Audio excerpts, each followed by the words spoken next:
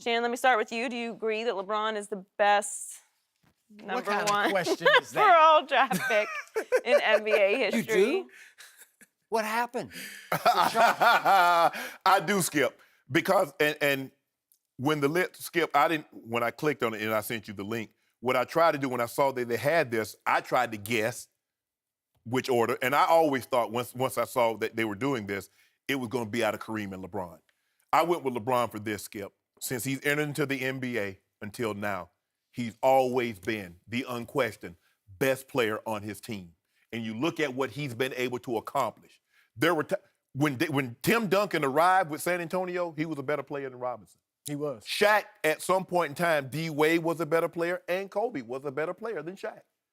And Magic Johnson was a better player than Kareem at points in his. I'll give you that. So for 14 years, LeBron James was the best player on his team. And for over a decade, he's been the best player in the NBA. You package that with nobody coming into the NBA has been more hyped and overachieved than LeBron James. And so for those... Overachieved? He's overachieved. Skip, nobody thought he... I mean, that would be like... Put it like this here. I don't know if overachieved. Put it like this here. That would be like Ken Griffey winning 4 World Series with 3 MVPs because the kid on the cover of Sports Illustrated, that's what he would have had to do. Wait, is LeBron 7-0 in finals? Skip. I'm with you on everything, and he certainly hasn't underachieved, how about this here? but I don't know if I say over, because he was hyped, like you said. How about this? Exceeded expectations. Not overachieved, exceeded expectations. Who? You could probably... Not his own. He's got chosen one. Skip, why you mad at me? Well, You want a tattoo? Huh? If you want a tattoo? I don't want a tattoo. I'm sorry. I agree with you. He should be number one. It's between him and Kareem. And I'll give you a few other things. Everything you said is right, except maybe overachieved. I said I corrected myself. Okay, all right, exceed expectations. Yes. Kareem missed the playoffs in 1975 and 76. Smack dab in the middle of his prime. Yes. He missed the playoffs. You can't fathom LeBron James missing the playoffs in the middle of his prime, Right. or anywhere in his prime. Right. LeBron, if I have Kareem, those are examples of, I have Kareem, I need a great point guard or a wing player to get Kareem off and be dominant. If I have Magic, I need some scores, or at least another big score, because that's not Magic's game. If I have LeBron, I got my score, I got my playmaker, my point guard, and he's kind of big too, so I kind of got a big. You don't need a great big with LeBron. You don't need a great point guard with LeBron.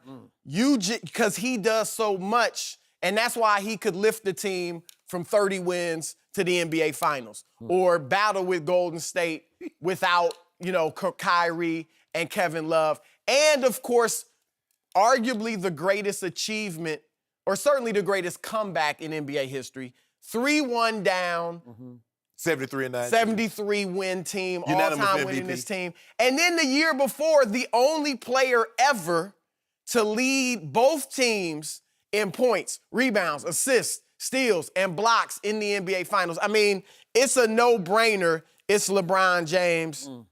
No-brainer. Who else? People without brains, it might be a no-brainer. Who? Yeah, I want to hear Skip. I think you even are going to admit that LeBron's number one. I know you he got got Duncan. So even Chris Broussard admitted that without Draymond's suspension, LeBron would not have. No, I didn't say that. You I did said, say no, that.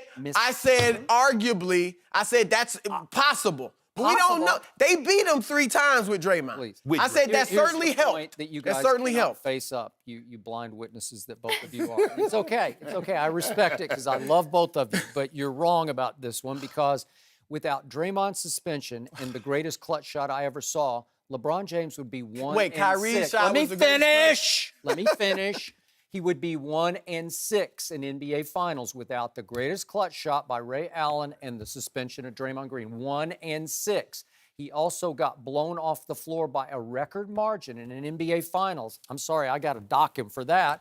And the chosen one did become the frozen one against the Dallas Mavericks. And even you admitted that was pretty shameful on his part, because that was the worst superstar collapse I've ever witnessed. But that's just me.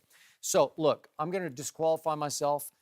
that I'm a longtime Spurs fan. I go all the way back to the mid-'70s with George Gervin. But I think Tim Duncan needs some love and respect here, and I'm going to stand up for him because I believe this with all my heart and soul, that the guy who deserves to be number one on this list is the guy who is criminally underrated because he was the most boring superstar in the history of sports. Not just the NBA, it's Tim Duncan. He was boring. He was no Duncan, so he doesn't qualify for SportsCenter highlights. But after they drafted him, you're right, he stepped on the floor and he was immediately better coming out of Wake Forest than David Robinson was. So they'd gone 20-62 the year before, mostly because David Robinson had been hurt.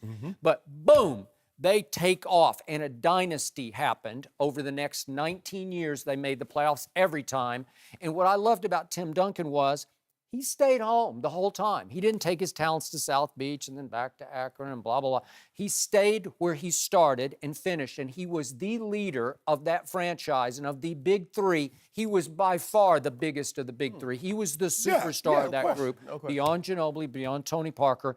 And if you boil this down back to the greatest clutch shot that was ever made by Ray Allen, if you take that away, Tim Duncan would have been 6-0 in the NBA Finals. That is Jordan-esque. I got it to 6-0, and he was 5-1. And by the way, when that greatest clutch shot took place, Tim Duncan was where? He was on the bench because his genius coach had yanked him for a play because he wanted to defend the perimeter with more perimeter defenders. Remember this? Yeah. So long rebound. I don't know what would have happened. Maybe Tim Duncan would have changed things in that Skip, game. And by the way, Tim Duncan did not miss the free throws when they're up 5 with 18 seconds left, Skip, right? I went with LeBron and over Kareem for one simple reason. Kareem played with 5 or 6 top 50 NBA players. Okay, but it's when you got Magic and Kareem, so they kind of cancel each other. Three. Who? Worthy, Magic, and Oscar Robertson doesn't count? No, Oscar. What That's about 3. James Worthy? That's what I said. Worthy, Magic, and Oscar. He played with those 3. Bob top 50. McAdoo was on that team. Yeah, by that point. Jamal McAdoo Wilkes. was old. What- He's not top 50. He's not 50. So I went with LeBron. LeBron has been the best player on his team, unquestioned, for 14 years. LeBron James, for better than a decade, has been the best player because there were times that people said Shaq was better than Tim Duncan. Are we Are you arguing? saying, oh, yeah, Duncan, yeah, no question. Duncan, There was no question. But you know what? Stretch. You know what, Skip? I mean, you look at the top 5 and Joy, we don't need LeBron, Kareem. I went Magic, Duncan, Shaq. But my biggest gripe, how do they put David Robinson over Akeem Olajuwon? That was ridiculous. That's what's baffling to me, Skip. You can make, look, there's some great players. I mean, Iverson doesn't make the list. James And Worthy he doesn't. should. They had David Dwight Howard above Allen Iverson and Patrick Ewing. That's ridiculous. Dwight didn't even belong on the No, list. he shouldn't be in the top 10. And so that's It was that's- all analytics That's my driven. biggest gripe because all you got to do is watch head to head and watch Olajuwon destroy Yeah, David there's no Robinson. way he was fun. I mean, the dream shake. He could defend. I mean, the quadruple double. Here's the thing. He got a quadruple double, and the NBA rescinded an assist, and he came back, I think, 6 days later and got another one. Yeah. There's no way you put Robinson ahead of No. him. Look, everything you said about Duncan is correct. I would not have him number 1. I actually had him 5. I had LeBron, Kareem, Magic, Shaq, and then Duncan. Duncan, to your point, he is underrated. He's underappreciated, I should say. Yes. He's all-time best power forward ever. Not even close. Even though he was really kind of a center. Yeah. He was kind of, sort of. Yeah, pretty much a center. But they listed him as a 4. Yeah. But his statistics, and I'm not saying this as a knock, but when you look at all these guys, you nitpick, right? Yes. When you talk, his statistics individually never were close to Kareem or Shaq. You know, Magic was always leading the league in assists and still giving you 19, 20 I points. think you have to look at the longevity and the length of consistency that Duncan had, though, because you're right. You don't even think about Duncan sometimes because he never really had that flair that some of these other guys had. Well, The lottery LeBron- will be at 8 p.m. Look at Eastern LeBron. tonight.